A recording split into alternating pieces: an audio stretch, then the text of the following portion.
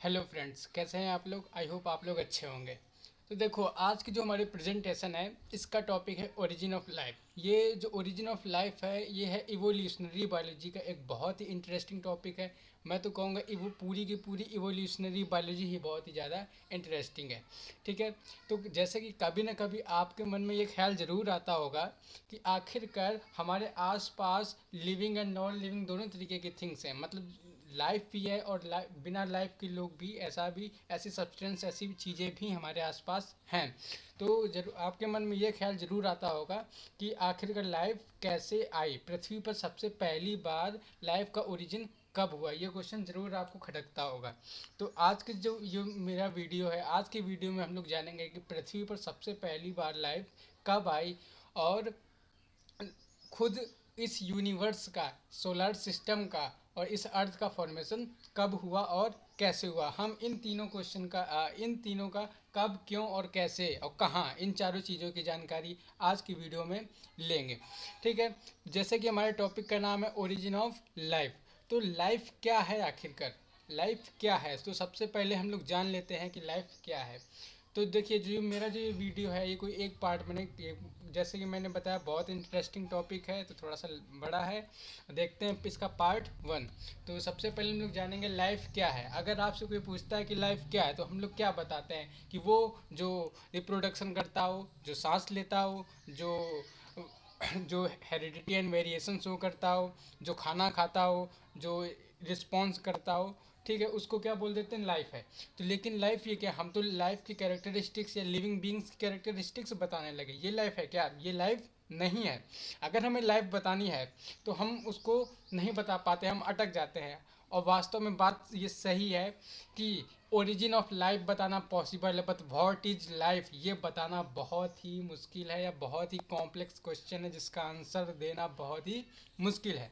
तो लेकिन फिर भी कई लोगों ने और मैंने खुद इतना एनालिसिस करके, मैंने कई बुकों से, कई सोर्सेस से, रिसर्च पेपर से पढ़ करके मैंने काफ़ी जो कंक्लूड किया, तब जा कर के एक डेफिनेशन कंक्लूड करी है जो इस तरीके से है कि life is a specific and complex organisation of living and chemical reactions. अच्छा, तो एक मिनट इस डेफिनेशन को एक मिनट के लिए हम लोग भूल जाते हैं। तो जैसे मेरा टॉपिक है, हम लोगों का क्या टॉपिक है कि ओरिजिन ऑफ लाइफ। तुम लोग आखिरकार बात किसकी कर रहे हैं, किसके ओरिजिन की बात। अगर हम बात करें कि जो स्मॉलर लाइफ की यूनिट है वो क्या है, सेल। क्या है? Cell. Cell is the structural and functional unit of life. Virchow ने बोला था, ये बोला था कि नहीं बोला था, आप लोगों ने क्लास 9 से लेकर के आज तक जरूर ये स्टेटमेंट हर क्लास में आपने सुना होगा कि cell is the structural and functional unit of life.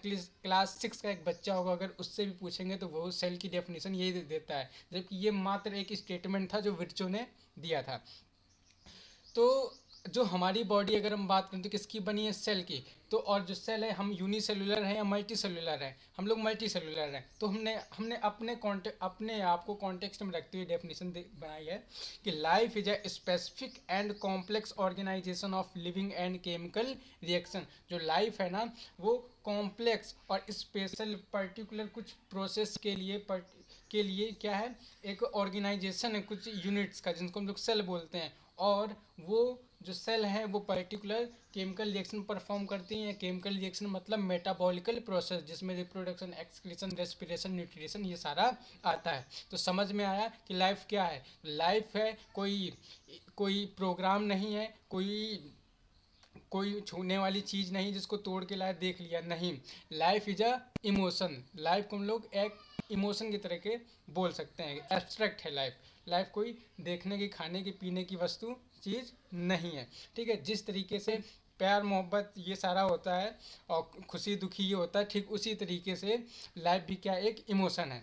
तो अब से आई होप आप लोग बता सकते हैं, अब अगर कोई पूछे लाइफ क्या है तो आप लाइफ को डिफाइन कर सकते हैं। तो जब लाइफ अब हमने जान लिया तो अब हम जानेंगे कि आखिरकार लाइफ का ओरिजिन कैसे हुआ। ठीक है। लेकिन इससे पहले भी एक चीज़ है कि लाइफ का ओरिजिन हुआ कहाँ पर है, अर्थ पर। तो अर्थ का ओरिजिन कहाँ, अर्थ का ओरिजिन कब हुआ ये जान लेना जरूरी है। और अर्थ के ओरिजिन से पहले में ये जान लेना जरूरी है क्योंकि अर्थ किसका पार्ट है, यूनिवर्स का। तो हमें सबसे पहले ये जानना जरूरी है कि यूनिवर्स का ओरिजिन कैसे हुआ है। तो ये जो इंट्रोडक्टरी स्लाइड है इसमें लोग देखते हैं कि क्या, कैसे, कब ओरिजिन हुआ है। तो देखिए सबसे पहला जो पॉइंट है इसमें लिखा है ओरिजिन ऑफ यूनिवर्स जब हुआ के कब हुआ है 15 to 20 बिलियन ईयर्स एगो। एक चीज़ याद रखिएगा, क्योंकि जियोलॉजिकल टाइम स्केल का टाइम पीरियड को फिक्स नहीं है, क्योंकि घड़ी अर्थ के सेंटर में कोई घड़ी नहीं लगी है जो फिक्स टाइम बता रही हो, या जो हम लोगों को जो फॉसिल्स रिकॉर्ड मिले हैं उससे जो हमने निकाला वो 100% श्योर नहीं है कि 100% वो सही है। तो इसको हम लोग हमेशा अप्रॉक्स में हम लोग इसको कैसे देखते हैं, हमेशा अप्रॉक्स में, एक मिनट, इसको हम लोग हमेशा इसको हम लोग अरे एक मिनट, थोड़ा सा गड़बड़ हो रहा है।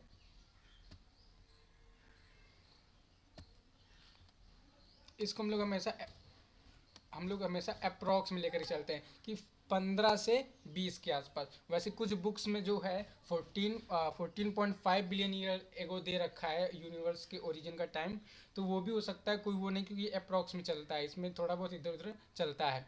ठीक है, तो यूनिवर्स का ओरिजिन कितना है 14.5 या 15 से लेकर के 20 बिलियन ईयर्स एगो पहले माना जाता है। ठीक है, अच्छा एक और चीज़, यूनिवर्स में कोई केवल अर्थ तो है नहीं, हमारा अर्थ किसका सिस्टम हो, सोलर सिस्टम का। सोलर सिस्टम किसका है, मिल्की वे गैलेक्सी का है ना। और इस पूरे यूनिवर्स में जाने कितने लाखों हजारों करोड़ों गैलेक्सियाँ घूम रही हैं। ठीक है, तो जो ये पूरा है, हम अपने अगर यूनिवर्स की बात करें तो उसका जो है वो 15 to 20 बिलियन ईयर्स को मानते हैं, क्योंकि हम जिस यूनिवर्स में हैं, जिस गैलेक्सी में हम उसकी बात करेंगे, हमें दूसरे से मतलब नहीं है। वैसे मतलब है, लेकिन जब हम ओरिजिन के पॉइंट की बात करें, क्योंकि जो अभी तक लाइफ मिली वो हमको सिर्फ अपने उस पर मिली ना, तो हम किसको देखेंगे, सिर्फ और सिर्फ अपने को भी देख रहे हैं।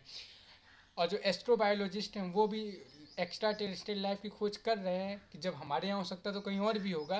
तो वो बात की बात है, वो जब हम लोग लास्ट में जब कंक्लूड करेंगे तब उस चीज़ को देखेंगे। फिलहाल हम अर्थ के बारे में देखते हैं कि आखिरकार अर्थ पर लाइफ कैसे बार मिली थी। तो देखिए जो अर्थ का जो ओरिजिन है, या जो हमारे सोलर सिस्टम का ओरिजिन है, वो approx 4.5 to 4.6 billion years ago माना जाता है। अच्छा ठीक है, चलिए अब हमने देख लिया कि हमारी जो अर्थ है उसका कितना है 4.6 बिलियन ईयर एगो है।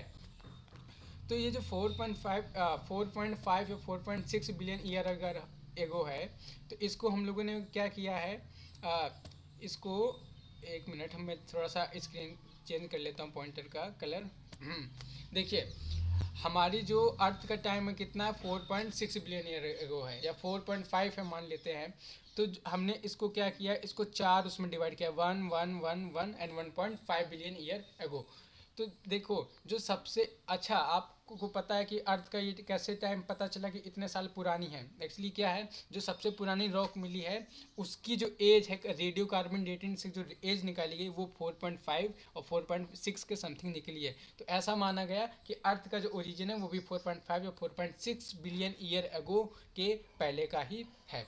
ठीक है, तो जो सबसे पहले जब बनी थी, मैं इसको एक बार रिप्रेजेंट कर देता हूँ, 1 2 3 एंड 4। ठीक है, देखो इसको 4 स्केल में बांटा है। तो जो सबसे शुरुआत का ये तब का है, ये तब का पॉइंट है जब अर्थ बनी थी। और ये पॉइंट कब का है, ये पॉइंट है प्रेजेंट का, पी मतलब प्रेजेंट का पॉइंट है ये। ठीक है, मैं इसको इधर बना देता हूँ प्रेजेंट, और इसको हटा देता हूँ, ऐसा करता हूँ फिर। एक मिनट बस, हाँ। तो ये प्रेजेंट का पॉइंट टाइम है, और वो जो उस तरफ का एंड है वो तुम्हारा एंड है कब का, एंशियंट टाइम का, जब अर्थ बनी थी।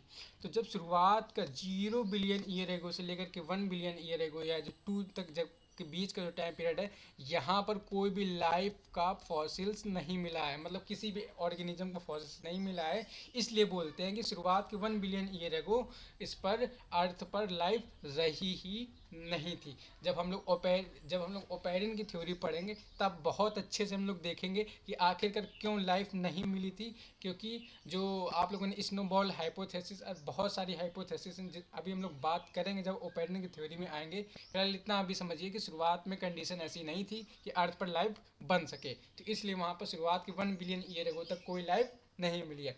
इसके बाद हम देखते हैं जो बाद का जो ये सेकेंड एंड थर्ड वाला है, इसको हम लोग ऐड कर देते हैं पूरा।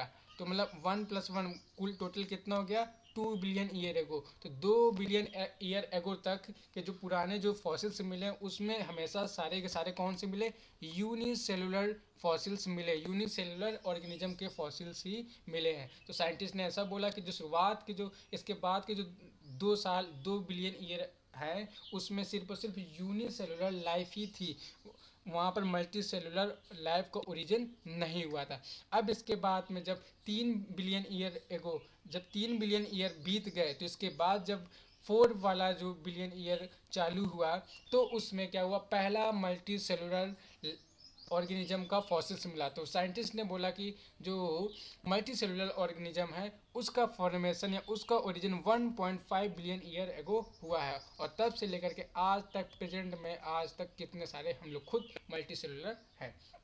ठीक है, तो ये बात हुई हमारी इंट्रोडक्शन की, पृथ्वी की कैसी हुई है, हमारे यूनिवर्स की कैसी हुई है। अब हम बात करेंगे हमारे यूनिवर्स की कैसे हुई है। ये हमने बात करी कब हुई है, अब बात करेंगे कैसे हुई है। हमने बोला ना 4 में बात करनी, कब, क्यों, कैसे और कहाँ। ठीक है, तभी तो कब की बात कर ली, क्यों के लिए हमें जाना पड़ेगा ओपेरियन के पास। ठीक है, क्यों के लिए वहाँ पर जाएंगे, कहाँ का भी जवाब वही देंगे। फिलहाल हम लोग और भी थोड़ा सा देख लेते हैं। कुछ हाइपोथेसिस हैं जिसके बारे में आपने ज़रूर सुना होगा। यूनिवर्स की ओरिजिन से रिलेटेड सबसे जो मोस्ट बहुत ज़्यादा फेमस है वो है बिग बैंग थ्योरी। आपने ज़रूर इसके बारे में सुना होगा। किसने दिया था इसको दिया था ए बी लेमेत्रे ने। किसने दिया था, ए बी लेमेत्रे ने 1931 में। इसको सपोर्ट किया था गैमो एंड डिकी ने। किसने, गैमो एंड डिकी ने। और जो ये थ्योरी है, ये थ्योरी क्या कहती है कि the universe has evolved due to thermonuclear explosion. ठीक है, यहाँ पर थोड़ा सा फोकस करना है, कहाँ पर, थर्मोन्यूक्लियर एक्सप्लोजन पे। बिग बैंग आपको जरूर याद होगा, इसको कोई वो हाईलाइट कर देता हूँ फिलहाल फिर भी इसको भी, लेकिन मेन फोकस करो थर्मोन्यूक्लियर एक्सप्लोजन पे। इनका क्या कहना था कि जो यूनिवर्स है वो बहुत बड़े थर्मोन्यूक्लियर एक्सप्लोजन से बना है, और उस बड़े से थर्मोन्यूक्लियर एक्सप्लोजन को ही बिग बैंग बोला जाता है। एक्चुअली क्या था, इन्होंने कहा, और ये बात सही भी है, कि जो हमारा यूनिवर्स है वो कुछ चीज़ों से मिल करके बना है, कुछ सब्सटेंस से मिल करके बना है। Matter, anti matter, dark matter, energy और डार्क एनर्जी। ठीक है, अभी हमें डार्क मैटर या डार्क एनर्जी पे जा करके बात नहीं करनी है, ये हमारा टॉपिक नहीं है। हमें सिर्फ थोड़ा सा उसका कॉन्टेक्स्ट लेना था, इसलिए हमने ले लिया है। देखिए है ना, तो इनसे क्या है बना है हमारा। तो देखो हम लोग जानते हैं कि दो अपोजिट चार्ज जब कभी भी पास में आते हैं तो क्या होता है, एक्सप्लोजन होता है, रिपल्सन होता है। ये डिपेंड करता है कि नेचर पे कैसा है, कि रिपल्सन की एक्सप्लोजन क्या होना है। ठीक है, तो सेम तरीके से जब मैटर और एंटी मैटर के पार्टिकल पास पास आए तो क्या हुआ, एक्सप्लोजन हुआ। और जब एक्सप्लोजन हुआ तो उससे सबसे सिंपलेस्ट एलिमेंट्स का फॉर्मेशन हुआ। सबसे सिंपलेस्ट एलिमेंट्स कौन सा है, कौन सा एटम है, हाइड्रोजन एटम। सबसे पहले किसका फॉर्मेशन हुआ, हाइड्रोजन एटम का फॉर्मेशन हुआ। और इस हाइड्रोजन एटम ने बाद में बहुत तरीके कॉन्फॉर्मेशन करके चेंज करके अलग अलग एलिमेंट्स बनाए। और हम ये जानते हैं कि जो स्टार तारे हैं, ये सारे तारे ग्रह जो भी हैं, प्लैनेट, सैटेलाइट्स, वो सारे क्या है, ये एलिमेंट्स के ही बने हैं। जो तारे हैं वो क्या है, गैसियस स्टेट ऑफ एलिमेंट्स। यही तो है कि नहीं है, और क्या, यही तो है। तो यही उन्होंने बताया कि इन्होंने ही आगे चल करके विभिन्न तरह के सैटेलाइट्स, प्लैनेट्स और स्टार बनाए। और इस तरीके से क्या हुआ, हमारी यूनिवर्स का ओरिजिन हुआ। और जो बिग बैंग को जो ये टर्म इंट्रोड्यूस करी थी वो किसने की थी, होयल। ब्रिटेन के एक साइंटिस्ट थे जिनका नाम था फ्रेड होयल। उन्होंने 1950 में इस थ्योरी को बिग बैंग बोला था। ठीक है, दिया ए बी लेमेत्रे ने था, और जिसको नाम दिया था वो दिया था फ्रेड होयल। क्लियर है, बिल्कुल क्लियर होगा मेरे ख्याल से। अगर नहीं क्लियर है कमेंट में कमेंट करिए, मैं बिल्कुल बताऊंगा। ठीक है, नेक्स्ट अब हम बात करते हैं जो नेक्स्ट थ्योरी है, बहुत इंपॉर्टेंट है वो भी। ज़रूर आपने नाम सुना होगा इसका, अगर नहीं सुना होगा तो कोई बात नहीं, आज देख लेते हैं। Nebular hypothesis. नेबुलर हाइपोथेसिस क्या बोलती है, सबसे पहले इसको देख लेते हैं, किसने दिया था, कांट एंड लाप्लास ने। किसने दिया था, कांट एंड लाप्लास ने। अब इस थ्योरी को देखने से पहले हम लोग देख लेते हैं सबसे पहले नेबुला क्या होता है। नेबुला क्या होता है, नेबुला एक तरीके का बादल होता है, क्लाउड होता है, जो रोटेट करता रहता है और गर्म गैस का बना होता है। ठीक है, कैसे में, hot gaseous cloud, hot rotating gaseous cloud is known as nebula. समझ में बात, hot gaseous rotating cloud is known as nebula. अब देखते हैं इस थ्योरी के बारे में क्या ये थ्योरी बोलती है, क्योंकि इसमें एक डायग्राम भी है, इसलिए मुझे ये पूरा एक साथ खोलना है। देखो ये थ्योरी जो दी थी, किसने दी थी, कांट एंड लाप्लास ने। उन्होंने कहा कि the material from which the solar system was formed was once a slowly rotating cloud. जो कि मैंने बोला क्या slowly rotating cloud, जिसको हम लोग क्या बोल सकते हैं, और नेबुला क्या बोल सकते हैं, nebula of extremely hot gas. जो मेन हाईलाइटेड पॉइंट है, यही ध्यान देने वाली बात है कि जो nebula slowly rotating hot gases जो क्लाउड होता है, वो लगातार जब घूम रहा था, ये यहाँ पर देख सकते हो तुम लोग कि ये गैसेस हॉट गैसेस क्लाउड है जो लगातार चक्कर काट रहा है, ऐसे रोटेट कर रहा है। ये देखो, ये भी रोटेट कर रहा है लगातार, ये रोटेट करता रहा और रोटेट करते हुए ठंडा हुआ। जब ये ठंडा हुआ तो श्रिंक हो गया, सिकुड़ गया, और इसकी कूलनेस और इसकी श्रिंकिंग से क्या हुआ, हमारे सोलार सिस्टम का फॉर्मेशन हुआ। सोलार सिस्टम में सन है, ये और सन और जो डिफरेंट टाइप के प्लैनेट्स थे, उन सब का फॉर्मेशन हुआ। और यहाँ पर आप ये देख सकते हैं, ये एक ईगल शेप्ड नेबुला है।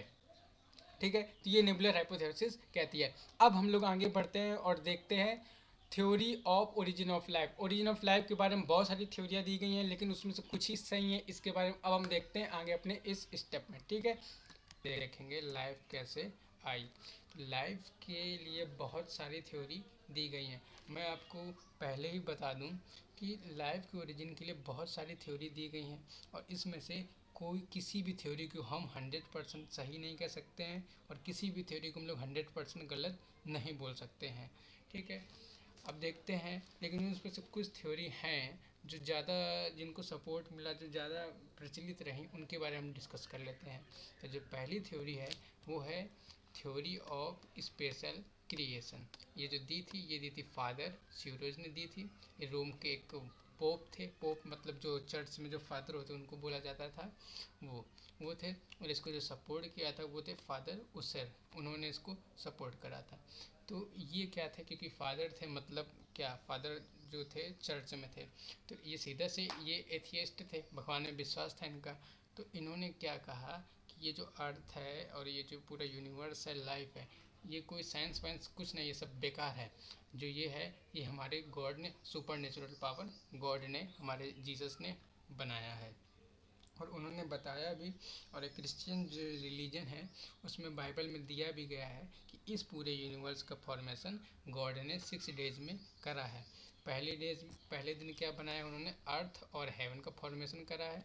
दूसरे दिन स्काई एंड वाटर का क्रिएशन हुआ है। जो थर्ड है लैंड एंड वेजिटेशन, और फोर्थ में मून एंड स्टार्स बने हैं सारे। पाँचवें दिन मछलियाँ और सारे बर्ड्स बनी हैं। और छठे दिन टेरेस्ट्रियल एनिमल, ज़मीन पे पाए जाने वाले सारे जानवर। और पहला जो ह्यूमन है उसका नाम क्या था, एडम बना है। और इसी में फिर फादर ने ये भी बोला कि जब ये एडम अकेला था, ये एडम शुरुआत में भगवान ने इसको बनाया, ये अकेला था अर्थ पर, तो बाद में जब ये दुखी हो गया, तो इसको दुखी होने के बाद इसको खुश करने के लिए इसकी 12th रिब से भगवान ने फर्स्ट वुमेन ईव को बनाया है।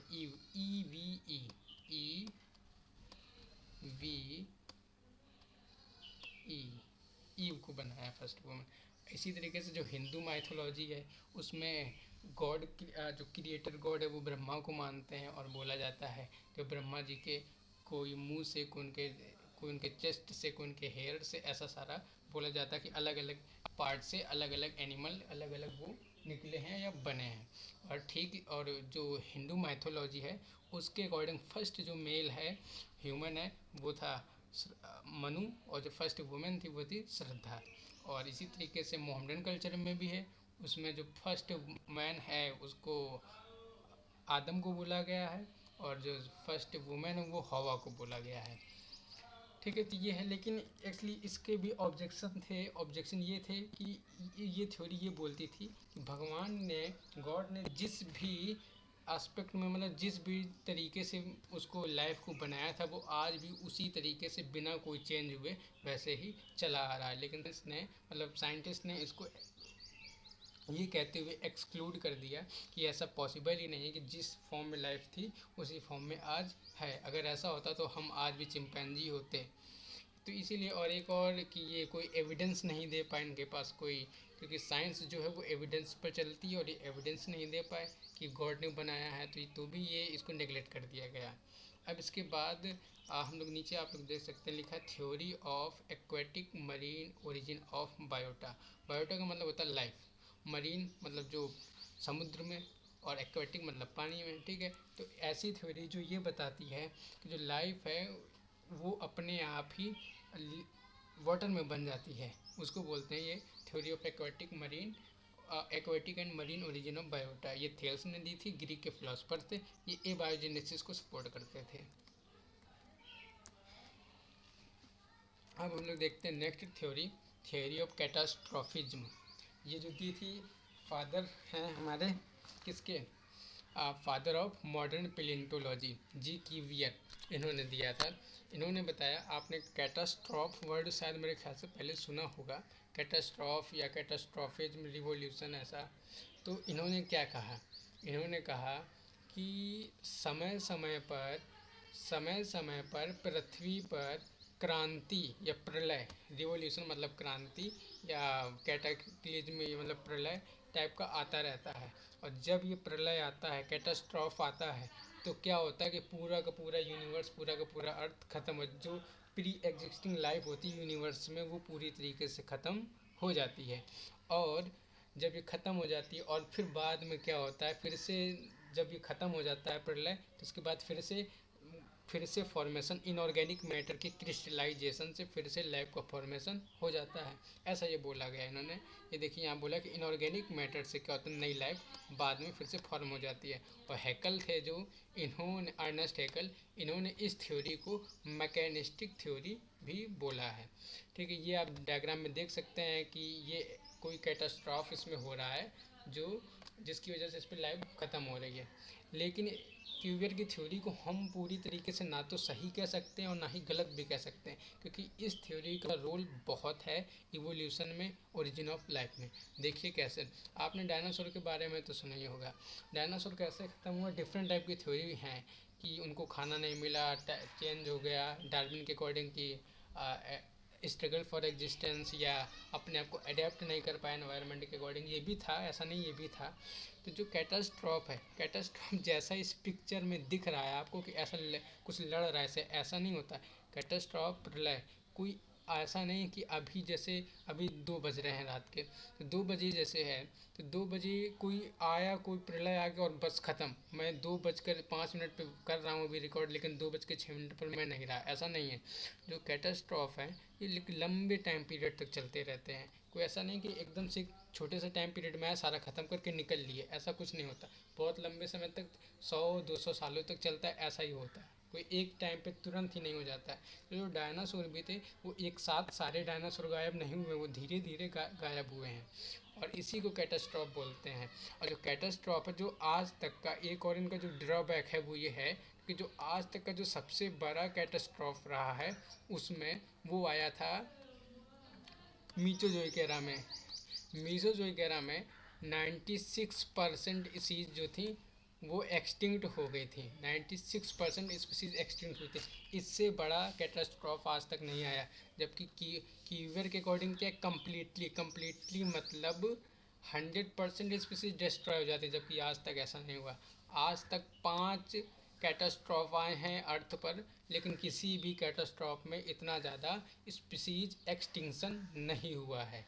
तो ये थ्योरी को हम लोग मानते भी हैं और नहीं भी मानते हैं, तो ये इसके पीछे रीज़न है। अच्छा, तो अब हम लोग आगे बढ़ते हैं और देखते हैं कॉस्मोजेक थ्योरी, ठीक है, जो कि दी थी रिटर ने, और ये दी थी इन्होंने 1870 में दी थी इन्होंने, ठीक है। तो ये जो थ्योरी है, इसको जो सपोर्ट करने वाले साइंटिस्ट थे उनका नाम है होयल और बॉन्डी। इसका क्या कहना है इस थ्योरी का, ये थ्योरी ये कहती है कि जो प्रोटोप्लाज्म है, तो प्रोटोप्लाज्म हम लोग जानते हैं physical basis of life, protoplasm means physical basis of life, ये हक्सले ने बोला था, ये बोला था हक्सले ने कि protoplasm means physical basis of life, ना कि कॉस्मोजेनिक थ्योरी को सपोर्ट करा था, ये नहीं। तो ये थ्योरी का ये मानना है प्रोटोप्लाज्म क्या है, लिविंग पार्ट है ना, क्योंकि सेल का जो भी डीएनए आरएनए सेल ऑर्गेनल है वो सारे प्रोटोप्लाज्म में होते हैं। तो इन्होंने कहा कि जो प्रोटोप्लाज्म है वो किसी दूसरे, वो अर्थ का है ही नहीं, वो किसी दूसरे प्लेनेट से अर्थ पर स्पोर के फॉर्म में कॉस्मिक डस्ट के साथ में उड़ते हुए आया है। ऐसा ही इस थ्योरी का कहना था। ठीक है, तो ये आप देख सकते हैं कि ये डायग्राम में कि ये किस तरीके से ऐसा दिखाया गया। एक हाइपोथेटिकल एग्जांपल है, कोई रियल एग्जांपल नहीं है, ये हाइपोथेटिकल पिक्चर है बस ये, कि कैसे उड़ते हुए आया होगा। ठीक है, तो जो नेक्स्ट थ्योरी है, अभी कॉस्मोलॉजिक थ्योरी पैनस्पर्मिया थ्योरी आपको सेम लग रही होगी, लेकिन थोड़ा सा डिफरेंस है माइन्यूट, लेकिन हाँ लगभग सेम ही है दोनों थ्योरी, लेकिन फिर भी इनमें माइन्यूट डिफरेंस है, क्योंकि ये बात करता है स्पोर्म के फॉर्म में प्रोटोप्लाज्म का, जबकि जो ये है कॉस्मो थ्योरी ऑफ पैनस्पर्मिया ये दी थी स्वांटे आर्नियस ने 1904 में। और इनका भी मानना यही था कि लाइफ इज एक्स्ट्रा टेरेस्ट्रियल, मतलब जो लाइफ है वो अर्थ की नहीं है, वो अर्थ पर नहीं बनी, वो कहीं और से आई है। और ये थ्योरी ये भी कहती है कि जो लाइफ है वो every and each star planet satellite पर प्रेजेंट है, मतलब सभी तारों पर, सभी ग्रहों उपग्रहों सभी पर प्रेजेंट है। ऐसा नहीं कि सिर्फ अर्थ पर है, यूनिवर्स में जो दूसरे जो हैं प्लैनेट्स स्टार सैटेलाइट्स उन पर भी प्रेजेंट है, जबकि कॉस्मोलॉजिक थ्योरी ऐसा नहीं बताती है। और ये थ्योरी कहती है the spores of life continuously being transferred from one to another star planet satellite in the form of spore through meteoroid. और ये थ्योरी ये कहती है कि ये जो लाइफ है ना वो स्पोर के फॉर्म में एक प्लैनेट से दूसरे प्लैनेट, एक स्टार से दूसरे स्टार, या एक प्लैनेट से स्टार, स्टार से प्लैनेट सैटेलाइट इधर उधर मतलब ट्रांसफ़र होती रहती है थ्रू द मेटेरॉइड्स। इस थ्योरी को भी नेगलेक्ट नहीं किया जा सकता है। अगर आपने मर्चिसन उल्का पिंड के बारे में, मेटेरॉइड्स के बारे में सुना, मेटेरॉइड्स मतलब उल्का पिंड, अगर आपने मर्चिसन उल्का पिंड के बारे में सुना होगा तो आप जान सकते हैं कि ये थ्योरी गलत नहीं है। अभी बताते हैं क्या है ये। सबसे पहले पिक नंबर ए देखिए ये वाली, और ये पिक नंबर बी। तो जो पिक नंबर ए में आप देख सकते हैं कि एक कोई मेटेरॉइड्स है जो तेज़ी से बढ़ता चला आ रहा है अर्थ की तरफ। ठीक है, और इसी तरीके से जो 28 सितंबर की रात थी और 1969 1969 की बात है, वहाँ पर क्या हुआ कि तब भी उल्का पिंड गिरा। वो ऑस्ट्रेलिया की विक्टोरिया लेक में गिरा था, झील में वहाँ पर, और आज भी वहाँ पर इसके पत्थर कहीं ना कहीं निकलते ही रहते हैं, बहुत बड़ा था। तो जब ये जो मर्चिसन नाम का जो मेटेरॉइड्स है, जब इसका लैब में ले जा करके एस्ट्रोबायोलॉजिस्ट स्पेशल टाइप के साइंटिस्ट होते हैं जो एक्स्ट्रा टेरेस्ट्रियल लाइफ की खोज में स्पेस में जाते हैं, उन्होंने जब इसका बायोकेमिकल टेस्ट किया तो जो इसके बायोकेमिकल टेस्ट करने से पता है बहुत ही उनको बहुत ही वंडरफुल चीज़ें इसने इसने बायोकेमिकल टेस्ट दिए। इसको जब टेस्ट किया गया तो इसमें प्यूरिन निकले, प्यूरिन, पिरीमिडीन निकले, इसमें अमाइनो एसिड्स निकले, इसमें कार्बोहाइड्रेट्स निकले, ये सारे इसमें निकले। जबकि प्यूरिन पिरीमिडीन से किसके पार्ट हैं, हमारे डीएनए और आरएनए के। जो डीएनए आरएनए ही हमारे लिविंग सेल के अंदर मिलते हैं, मतलब जो सब्सटेंस हमारी लिविंग बींग्स के अंदर मिल रहे हैं वो इस एक पत्थर में थे, तो हम पूरी तरीके से नेगलेक्ट नहीं कर सकते इस थ्योरी को। ठीक है, तो ये जो मर्चिसन मेटेरॉइड्स है ये इस थ्योरी को सपोर्ट करता है एक तरीके से देखा जाए तो। अच्छा, हम नेक्स्ट बढ़ते हैं आगे बिना समय गवाए थ्योरी ऑफ इटर्निटी पर। जो ये थ्योरी है ये दी थी हेमोज एंड प्रेयर ने 1880 में। जो ये थ्योरी है ये कहती है कि जीवन जो मतलब लाइफ है, जीवन है, वो इटर्नल है, उसकी उत्पत्ति का कोई सवाल ही नहीं उठता, ना तो इसका अंत होता और ना तो इसका अंत होता और ना ही ये कभी पैदा होती। ये हमेशा से जिस अवस्था में थी उस अवस्था में हमेशा अनंत काल से उसी अवस्था में चली आ रही है। और यही इसकी सबसे बड़ी ड्रॉबैक है कि ये थ्योरी ये बोलती कि लाइफ जैसी बनी थी वैसी आज भी है बिना किसी चेंज के, जो कि एक्सेप्टेबल नहीं है। नेक्स्ट थ्योरी की तरफ बढ़ते हैं। जो है नेक्स्ट थ्योरी है वो है थ्योरी ऑफ ए बायोजेनेसिस। ये जो थ्योरी है अरिस्टोटल ने दी थी। एरिस्टोटल थे, ग्रीक थिंकर्स थे, फिलोसफर्स, उन्होंने दी थी। और इसको जो सपोर्ट किया था वॉन हेलमंड, बहुत बड़े सपोर्टर्स थे, प्लेटो, एम्पिडोक्लिस, न्यूटन और जीनोफिनेस, ये सारे इसके सपोर्टर्स थे। जी हाँ, न्यूटन भी थे। कि न्यूटन ऐसे साइंटिस्ट हैं कि ये फिजिक्स, केमिस्ट्री, बायो, मैथ, मतलब कहीं भी देख लो आपको मिल जाएंगे अक्सर। हमें अभी तक यही एक ऐसे साइंटिस्ट मिले जो हमें हर जगह मिले हैं। खैर छोड़ते हैं इसको। हम देखते हैं एबायोजेनेसिस को हम लोग ऑटोजेनेसिस भी बोलते हैं, ऑटोजेनेसिस भी बोलते हैं, थ्योरी ऑफ स्पॉन्टेनियस जनरेशन भी या ओरिजिन भी बोलते हैं। ये थ्योरी क्या बोलती है? ए मतलब एब्सेंट या विदाउट, बायो मतलब लिविंग, जेनेसिस मतलब फॉर्मेशन। मतलब जो लाइफ है वो लिविंग बीइंग से नहीं बनती है, वो नॉन लिविंग थिंग से बनती है। यही इसका कहना था। Life was originated from non living things to spontaneously. ठीक है, लाइफ जो है वो नॉन लिविंग थिंग से अचानक ही बन जाती है। जो इसके सपोर्टर्स थे उनका कहना था कि जो इजिप्ट की जो नाइल रिवर है उसमें गर्मी की वजह से, गर्मी में कीचड़ और पानी की वजह से अपने आप ही फ्रॉग, स्नेक एंड क्रोकोडाइल्स बन जाते थे। और जो ये वॉन हेलमोंट हैं, ये जो वॉन हेलमोंट हैं, ये कहते थे अगर आप अपने स्वेट वेट मतलब पसीने से भीगी हुई शर्ट देते हैं, उसको हम भूसे में हे में रखते हैं, तो 21 दिन के अंदर आपको हम चूहे उत्पन्न करके, पैदा करके दे देंगे। मतलब पसीने से भीगी हुई शर्ट को भूसे में रखने से 21 दिन के अंदर चूहे अपने आप ही उससे बन जाते हैं, ऐसा इनका कहना था। तो हुआ क्या कि कई सालों तक इनकी थ्योरी चलती रही। ऐसा नहीं है, इनकी जो थ्योरी है बहुत सालों तक चलती रही। लेकिन फिर बाद में विलियम हार्वे और टी एच हक्सले का आना होता है, और वो कहते हैं कि नहीं, ऐसा नहीं है। जो ये बोल रहे हैं कि नॉन लिविंग थिंग से अपने आप ही लाइफ बन जाती है, गलत। अगर ऐसा होता तो जो हमारे घर में जो अलग अलग तरीके की चीज़ें, उनसे भी लाइफ बननी चाहिए। अगर रात में हम, जैसे अभी मैं सोता हूँ, अभी मैं सोऊंगा तो जो मेरा मोबाइल है, मेरा लैपटॉप है, कुछ भी है, तो वो अभी लैपटॉप है, लेकिन जब मैं सुबह उठूँ तो वो मुझे छिपकली में, क्रोकोडाइल में, किसी उसमें चेंज हुआ मिलना चाहिए। लेकिन ऐसा होता है क्या? ऐसा नहीं होता है। ठीक है, तो इस थ्योरी को उन्होंने बाइकआउट करा, उसको डिस्कार्ड करा। और इन्होंने कहा, एक लैटिन सेंटेंस है, ओमनिस वाइवम एक्स ओवो और विवो। इन्होंने कहा कि जो लाइफ है वो प्री एग्जिस्टिंग लाइफ से ही बनती है, ऐसा नहीं कि नॉन लिविंग थिंग से बन जाए, ऐसा इन्होंने कहा। ठीक है, ये देखो लिखा है, new organism can be originated on earth only by pre existing life. ठीक है, न्यू ऑर्गेनिज्म, इस पे फोकस करने की बात है। New organism originated only by pre existing life. और इन्होंने थ्योरी ऑफ स्पॉन्टेनियस जनरेशन को रिजेक्ट किया। लेकिन उसको रिजेक्ट करने का तो काम किया, लेकिन ये इनसे फिर पूछा गया कि तुम बताओ आखिरकार लाइफ कैसे ओरिजिनेट हुए। ये भी बता नहीं पाया कि फर्स्ट लाइफ कैसे बना।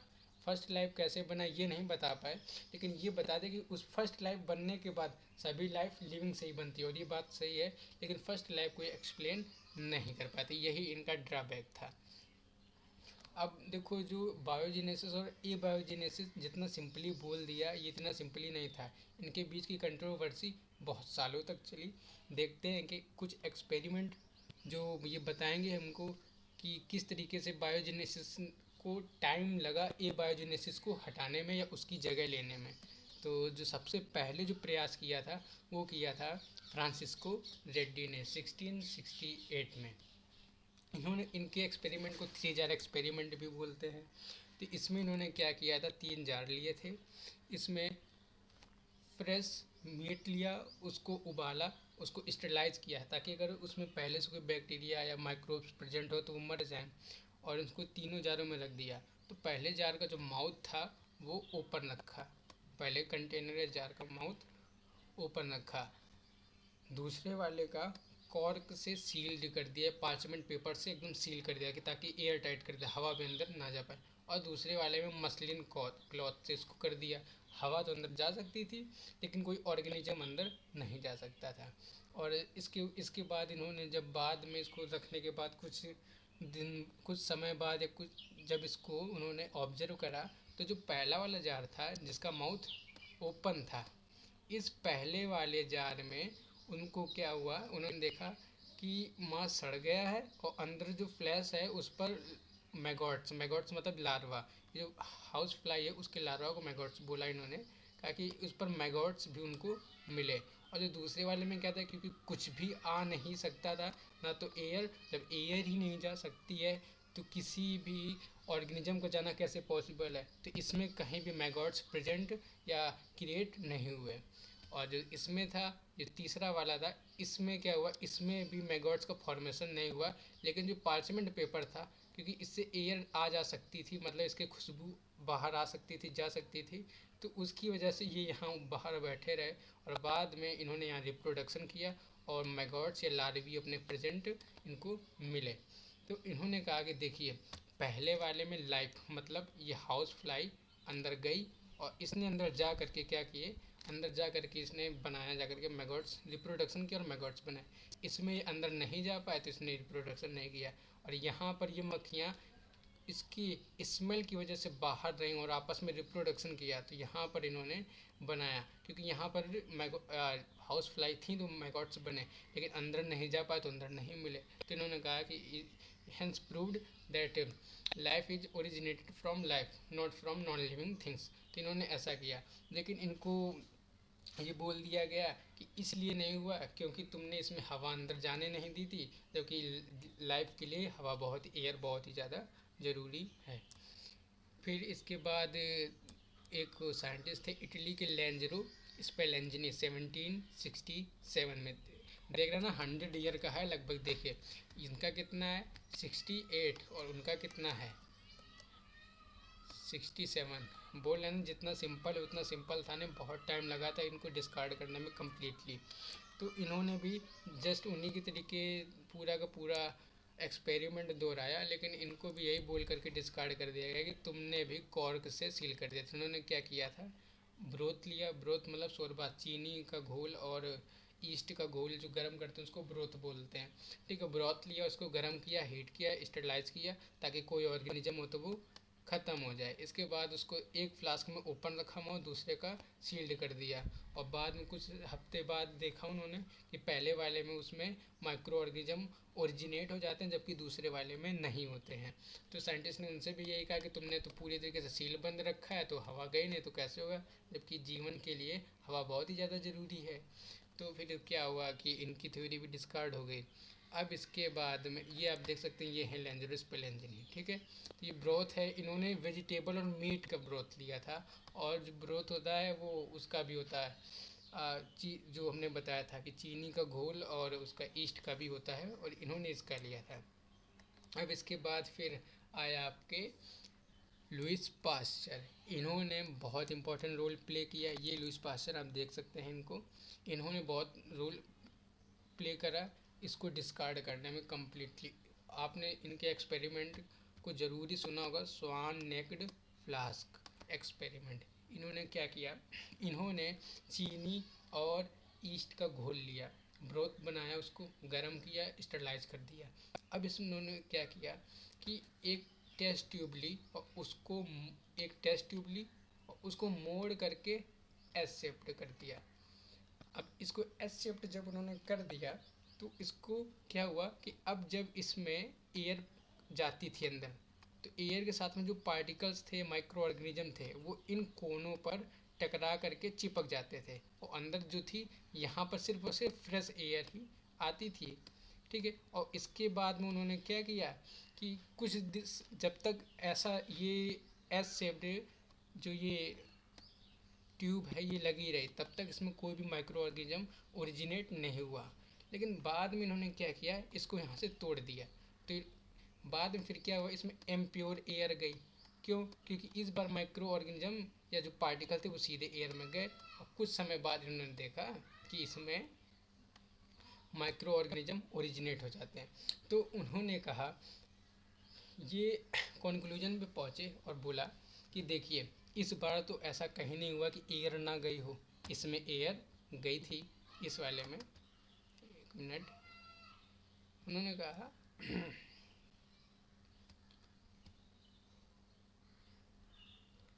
कहा कि इस वाले में तो अब की बार एयर गई थी और यहाँ पर भी एयर गई थी, लेकिन यहाँ पर लाइफ ओरिजिनेट हुई, जबकि यहाँ पर लाइफ ओरिजिनेट नहीं हुई। इसलिए हुआ क्योंकि जब बाद में उन्होंने इस एस शेप्ड ट्यूब को ले जा करके साफ करके इसका जब उसमें देखा माइक्रोस्कोप में, तो उनको इसमें बहुत सारे वो माइक्रो ऑर्गेनिज्म दिखाई दिए। तो उन्होंने कहा कि जो लाइफ है ना, अपने आप एयर से नहीं ओरिजिनेट होती है, ये लाइफ एयर में प्रेजेंट माइक्रो ऑर्गेनिज्म से ही ओरिजिनेट होती है। और जिसको हम लोग मान लेते हैं कि नॉन लिविंग थिंग्स से हो रहे, तो एयर में जो माइक्रो ऑर्गेनिज्म प्रेजेंट रहते हैं यही आगे चल करके लाइफ को बनाते हैं। और इस तरीके से कम्प्लीटली इसको डिस्कार्ड करने में लुईस पास्चर का बहुत बड़ा हाथ रहा, और उन्होंने कम्प्लीटली सिद्ध कर दिया कि जो लाइफ है वो प्री एग्जिस्टिंग लाइफ से ही बनती है, नॉन स्पॉन्टेनियस या नॉन लिविंग थिंग से नहीं बनती है। और इस तरीके से डिफरेंट टाइप की थ्योरीज आई गई, और आखिरी में यही सिद्ध हुआ कि life is originated from pre existing life. Thanks for watching. Please like, share and subscribe my channel.